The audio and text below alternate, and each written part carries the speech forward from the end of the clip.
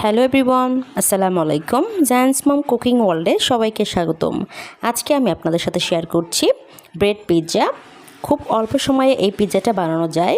বাচ্চাদের টিফিনে আপনারা এই পিৎজাটা দিতে পারেন। বাচ্চারাও কিন্তু এই ব্রেড পিৎজাটা খেতে খুব বেশি পছন্দ করবে, দেখতেও অনেক কিউট। মাত্র 10 মিনিট সময়ে আমি এই ব্রেড পিৎজাটা বানিয়ে নিয়েছি। চলুন দেরি না করে শুরু করি। Let's go to my kitchen and cook. এখন আমি একটি প্লেটে 2টা ব্রেড নিয়ে নিচ্ছি। এই প্লেটে 2টা ব্রেডই ধরবে, এর বেশি ব্রেড এখানে যাবে না। আমি এখন ব্রেডগুলোতে পিৎজা সস লাগিয়ে নিচ্ছি। পিৎজা সসটা আমি নিজেই তৈরি করেছি। আমি টমেটো সস, কিছুটা রসুন আর চিলি ফ্লেক্স দিয়ে এই পিৎজা সসটা বানিয়েছি। আপনারা সহজে বানিয়ে নিতে পারেন। আমি 2টা ব্রেডেই এই পিৎজা সসটা লাগিয়ে নিব। আমার লাগানো এখন হয়ে গিয়েছে। এখন আমি এর মধ্যে দিয়ে দিচ্ছি চিকেন। আমি আগে থেকেই চিকেন ভেজে নিয়েছিলাম, সেই চিকেনগুলো দিয়ে দিয়েছি। এখন দিয়ে দিচ্ছি পেঁয়াজ,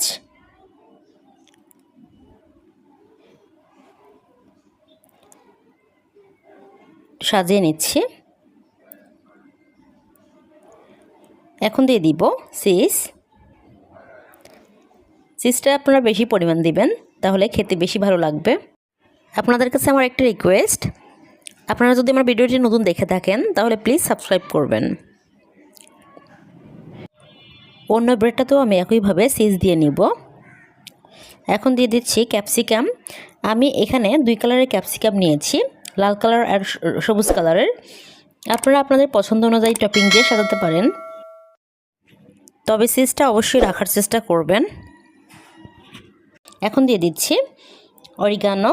আপনারা অবশ্যই অরিগানো দেওয়ার চেষ্টা করবেন, তাহলে আসল পিৎজার ফ্লেভার পাওয়া যাবে। আমার হয়ে গিয়েছে। এখন আমি এটা একটা চুলাতে তাওয়া বসিয়ে এর উপরে প্লেটটা বসিয়ে দিচ্ছি। এখন আমি ঢাকনা দিয়ে এটা ঢেকে দিব। ঢাকনার ফুটোটা আমি একটা কাগজ দিয়ে আটকে দিয়েছি। আমি 10 মিনিট একদম লো আঁচে এটা কুক করে নিব।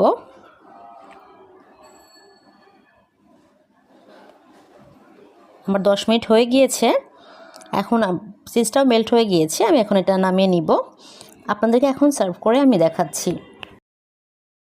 তৈরি হয়ে গেল আজকে আমার ব্রেড পিৎজা। খুব অল্প সময়ে কিন্তু এই ব্রেড পিৎজাটা বানিয়ে নেওয়া যায় এবং খেতেও কিন্তু খুব মজার হয়। আমার ভিডিওটি যদি ভালো লেগে থাকে please like, comment, share, subscribe করবেন। আর যারা অলরেডি সাবস্ক্রাইব করেছে তাদেরকে অসংখ্য ধন্যবাদ। সবাই খুব ভালো থাকবেন। আসসালামু আলাইকুম।